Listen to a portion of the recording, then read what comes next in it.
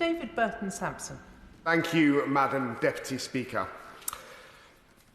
My honourable friend for Edinburgh North and Leith must have been thinking the same way as me when she wrote her speech, because LGBT History Month for me is always a time to reflect on the past. And at 47, I think I've got a fair bit of past now that I can reflect on. Growing up in the 80s and 90s, I was all too aware of the challenges of HIV and AIDS. Many will remember those terrifying TV adverts, the public health campaign that was regularly played out on TV. And the reality was, it was a terrifying time, as there was no cure and there wasn't any real treatment. AIDS was a death sentence. This in itself led to a stigmatised perception of the gay community in particular. As we all know, the gay community was disproportionately affected by the disease. My lecturer at Performing Arts School, Dr. Nick Phillips, was the first person I met who had AIDS, and this was in 1996. Nick had been well known in the 70s and 80s for his performances with the famous Blue Lips cabaret troupe, and he had performed extensively both here in the UK and in the US. It was his stint in the US which saw him tragically become one of the first people to catch HIV, as did, unfortunately, many of his friends.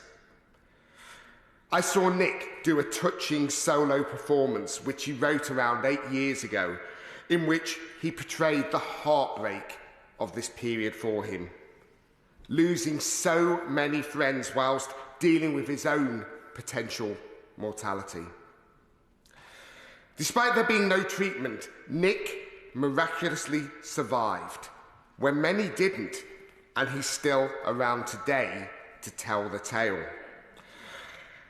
When I first met Nick and became a close friend of his, I had to overcome my own prejudice, touching, giving him a hug, a peck on the cheek. I was one of many who was still absolutely petrified of this incurable illness in the 1990s. But Nick helped me see that it didn't have to be a death sentence. It also didn't mean I couldn't catch it. It also meant I couldn't catch it by just giving Nick a hug.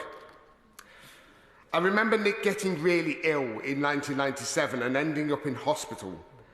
He was one of the first to receive the experimental treatment of combination therapy, and it worked. Nick went on to compose the touching Red Ribbon Requiem, which was performed by the Royal Liverpool Philharmonic Orchestra. Today, he's demonstrated just how far treatment has come, living a normal life, healthy life, and having naturally fathered 2 lovely twin boys. Fast forward to 2020, and a really close friend of mine sat me down to tell me he had HIV. My immediate reaction was despair. I thought I was going to lose him, that he had that death sentence. But he laughed at me and said, "No, don't worry. My levels are already now undetectable because of the wonderful medication that he was taking. So as long as he keeps taking this, he will now go on to live a normal life." Today, more than 30 HIV medications are available. Many people are able to control their HIV with just a single pill a day. Early treatment can prevent HIV-positive people from getting AIDS and the diseases it causes, like cancer.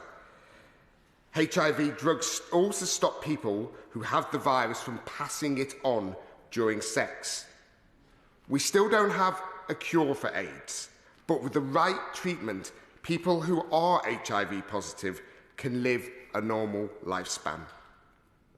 But we've got to remember, HIV and AIDS doesn't just affect the LGBTQ+ community.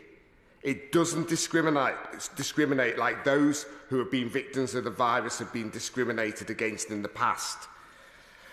Whilst most people have caught the disease from unprotected sex, regardless of their sexualities, others too have contacted it from infected blood, from their parents during pregnancy, from sharing needles, or from being horribly raped.